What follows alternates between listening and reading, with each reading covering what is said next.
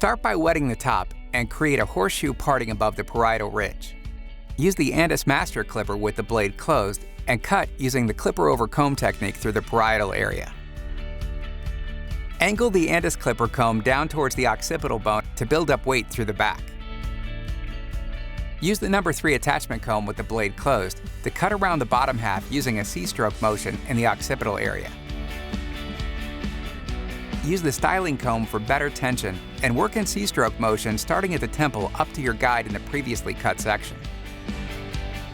Now, switch to the number 2 attachment comb with blade closed and use the same process, working 1 inch lower to blend up into the previous section. Then, angle the blade slightly outward to resolve any dark spots or shadows. Next, use the number 1 attachment comb with the blade open. Repeat the same process, but just below your previously cut section. Then, close the blade, and at the top of the temple, with only a quarter of the blade touching the skin, work in quick C-stroke motions around to the occipital bone. Remove the attachment comb and open the blade. Use the Andis barber comb for better tension with short hair, and repeat the same process with tighter C-strokes as you move lower on the head. Then close the blade halfway, tilt the head slightly away, and repeat.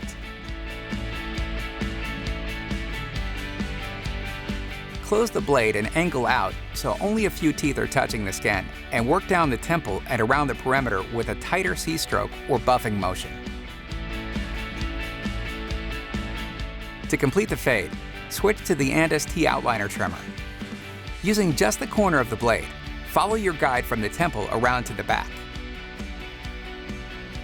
In the nape, tip the head forward. Angle the blade slightly so you can cut through more bulk. To define the perimeter, gently rest your knuckle on the face and pivot the trimmer using only the corner of the blade to create a curved shape. Keep the skin taut by lightly pulling it in the opposite direction.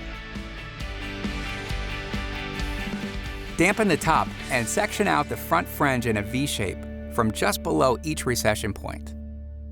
Then, use the master clipper with blade closed and cut a 1 inch section down the center top using the clipper over finger technique to create your guide.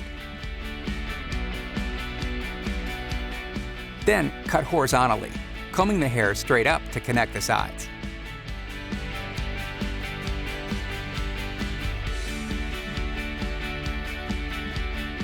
Cut in pie-shaped sections on the crown to connect the top to the bottom, angling your fingers downward for good tension.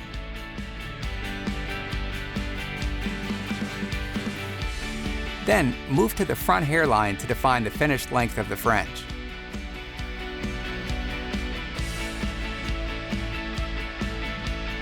Apply product in damp hair using scrunching motions to help preserve the curl. Use a blow dryer with a diffuser attachment and gently hold on top of the head to build curl and eliminate frizz. Finish style as desired.